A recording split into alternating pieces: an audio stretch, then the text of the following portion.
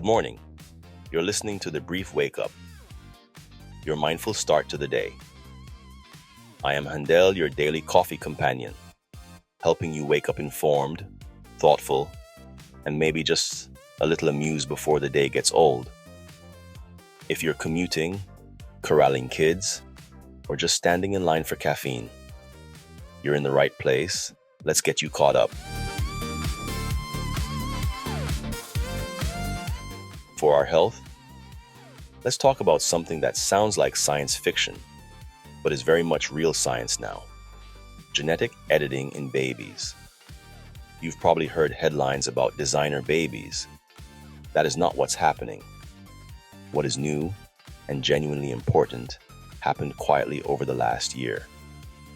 For the first time, doctors successfully used custom gene editing therapy to treat a newborn with a rare, fatal genetic disease. The baby had a condition where a single genetic error prevented the liver from clearing ammonia from the blood. Without intervention, this is usually lethal. Using CRISPR-based technology, researchers edited the faulty gene inside the baby's own cells, allowing the liver to function.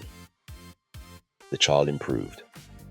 This matters because it marks a shift from one-size-fits-all gene therapies to bespoke, mutation-specific treatments designed and deployed in weeks, not decades. But here's the key clarification. This was somatic gene editing. That means the edits were made in body cells, like liver cells, not in reproductive cells. The change helps this child only. It does not alter future generations. That distinction is everything. Germline editing embryos in a way that permanently changes inherited DNA, is still banned in the United States and most of the world. Scientists remain deeply concerned about unintended effects that could echo across generations. So no, we are not quietly engineering smarter or stronger babies. What is happening is more restrained and more profound. Regulators are now building frameworks that allow doctors to rapidly design gene editing therapies for infants with otherwise untreatable genetic diseases. Think of it as precision medicine taken to its logical extreme. One patient, one mutation, one therapy. The ethical line, for now, is clear. Treat disease. Do not redesign humanity. The bottom line, this is not about enhancement. It's about survival. And for families facing devastating genetic diagnoses, this may be the most hopeful medical development in a generation. The news is next.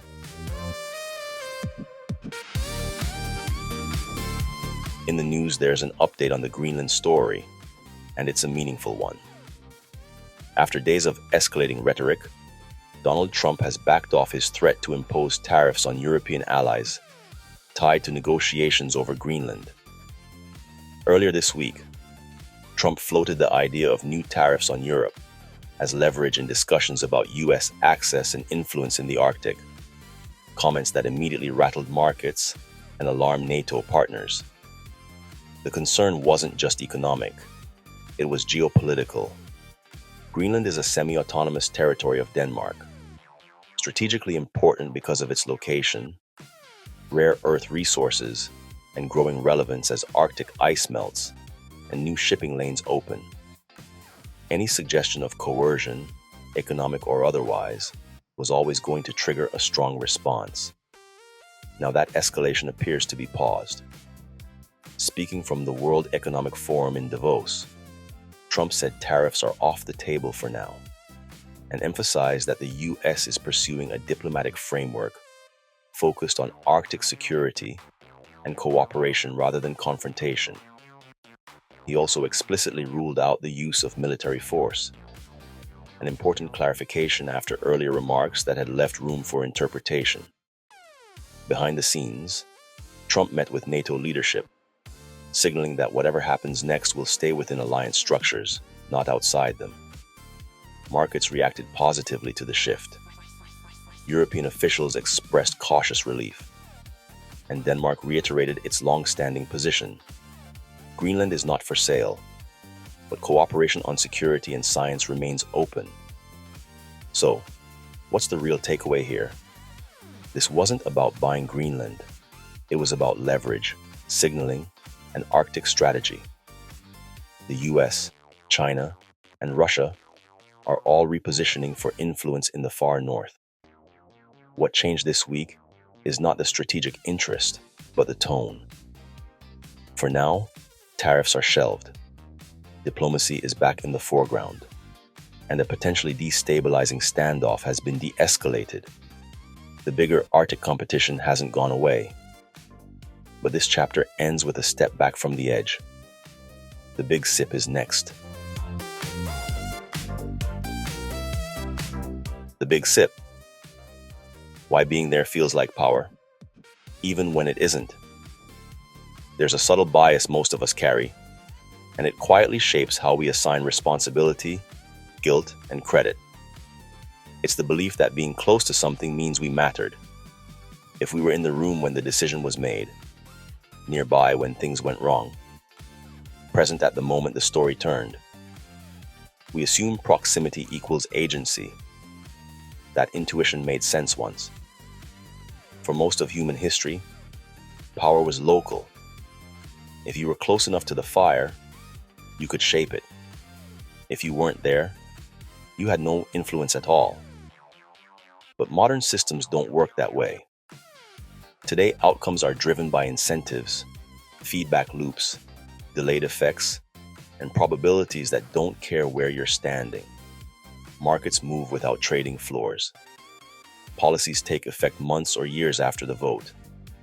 Diseases unfold according to biology, not bedside geography.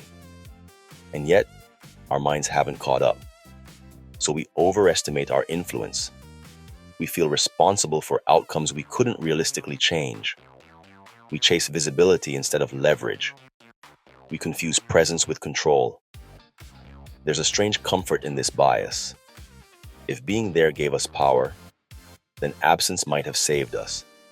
And if we were present, at least the outcome wasn't random. At least it meant something.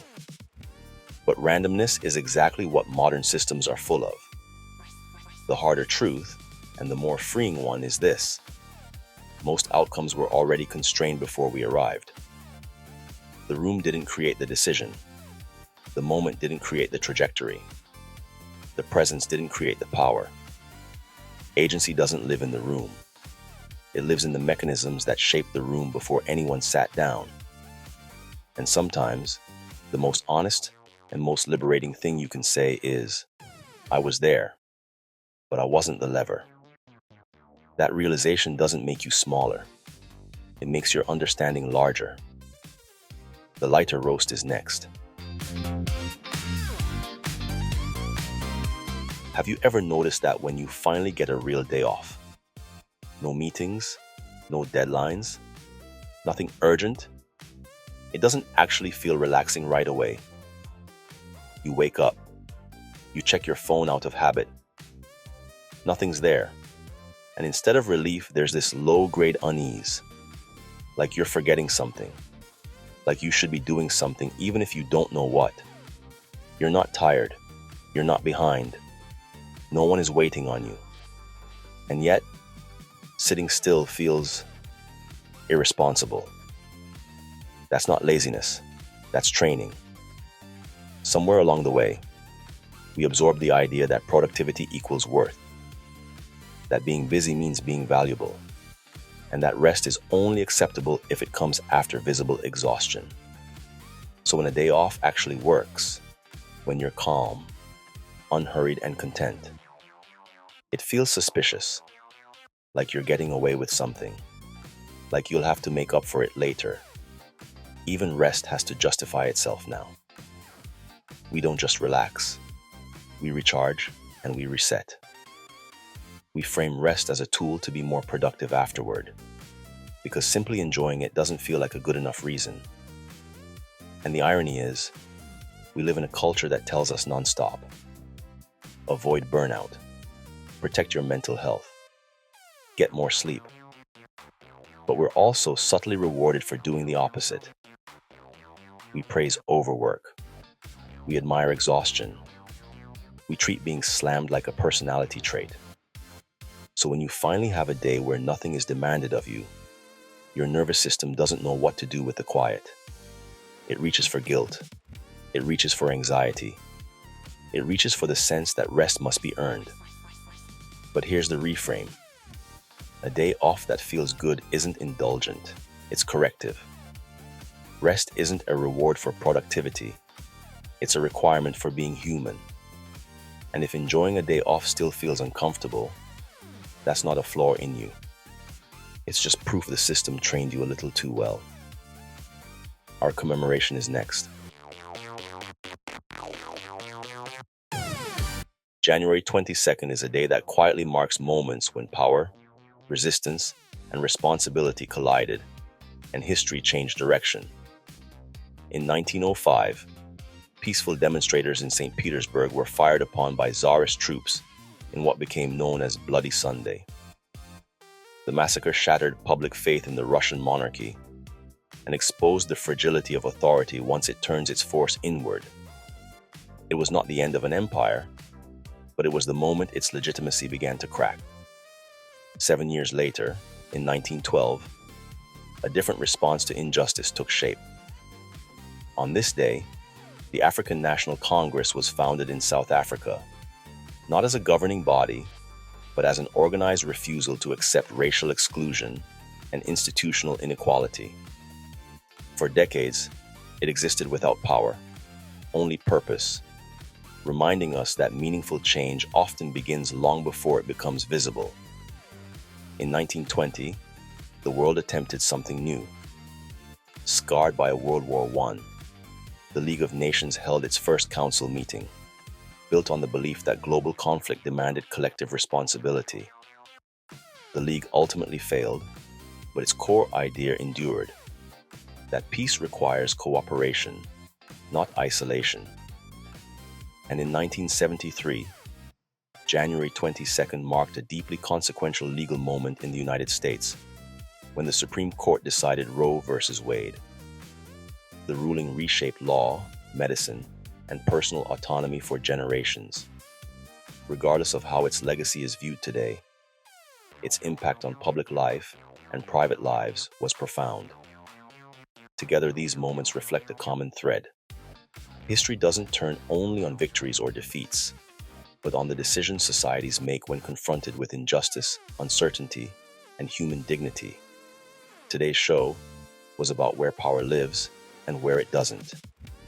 From gene editing that treats disease without redesigning humanity, to Arctic diplomacy that stepped back from escalation to the quiet realization that presence, productivity, and busyness are often mistaken for control. The through line is restraint over spectacle. Progress, when it's real, tends to look less dramatic and more human than we expect. This is Dr. Robinson for the Brief Wake Up. Stay calm, kind, and curious. I'll catch up with you tomorrow.